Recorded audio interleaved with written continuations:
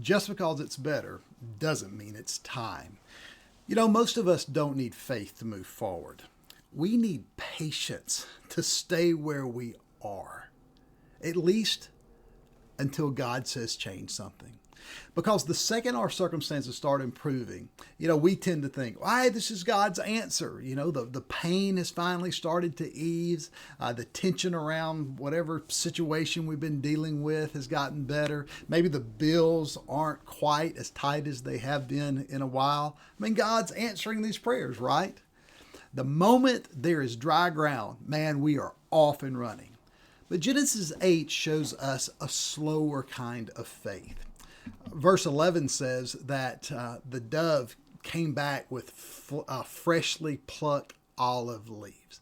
Earlier in the chapter, we see that the ark has come to rest on dry ground. There's hope there. This is a sign. There's progress. And then verse 11 rolls us into this idea.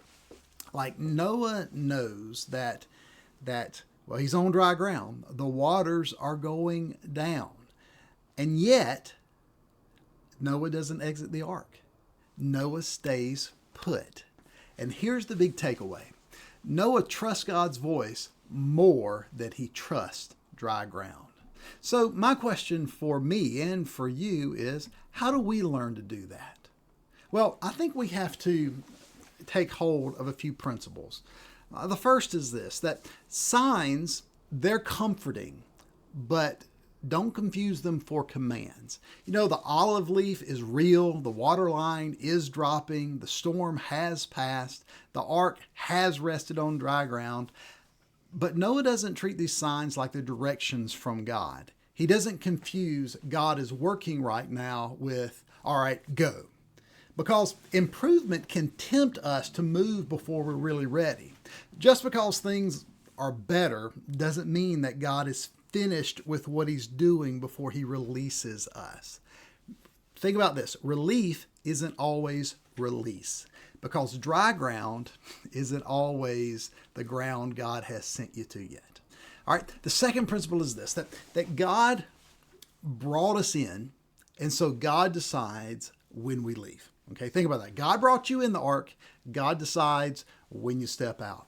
Now, they are on dry ground. And so we have to ask, why doesn't Noah leave the ark immediately? Well, I think it's real simple.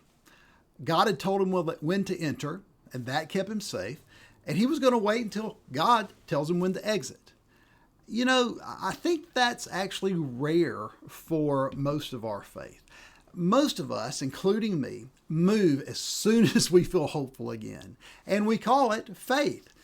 And a lot of times it's not faith. A lot of times it's just impatience wrapped in a Bible verse. So Genesis 8 teaches us to separate those two. All right. And if God is the one who brought Noah into safety, then only God can tell Noah when it's time to walk out into the new world. And that's the principle, right? God's voice is still the proper direction. It's not our emotions or circumstances. Who do we listen to before we move? Who do we listen for before we move? Always God. And then this principle. Rushing can undo what God is still finishing. Some of the most dangerous moments in life come not during the storm, but right after the storm. You know what I'm talking about. When you get a little hopeful and you're ready to go, you're tired of waiting, your guard drops a little bit, the pain is gone, at least enough for you to stop listening and start acting. I think that's when people rebound maybe into a wrong relationship, or when they maybe take that job that looks so good without really praying.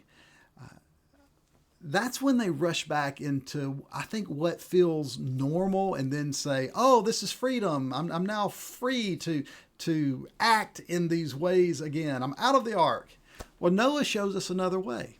What does he do? He waits.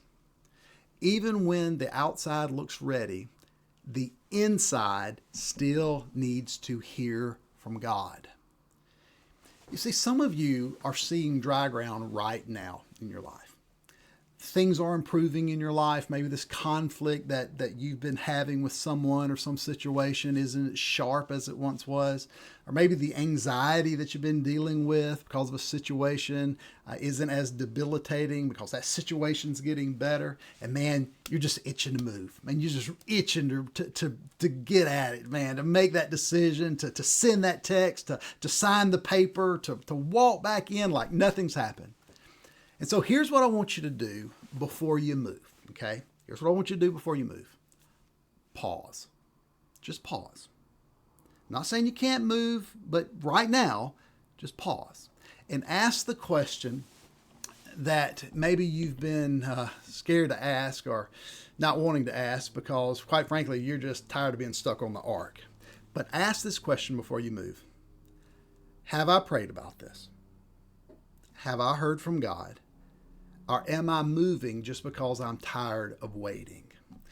Because dry ground, it can be God's mercy and still not be God's timing for you to walk on it yet. Listen, God brought you into the ark, and God will tell you when it's time to step out. That's the pastor's devotion. Hey, come back and see me tomorrow, and I'll see you this Sunday.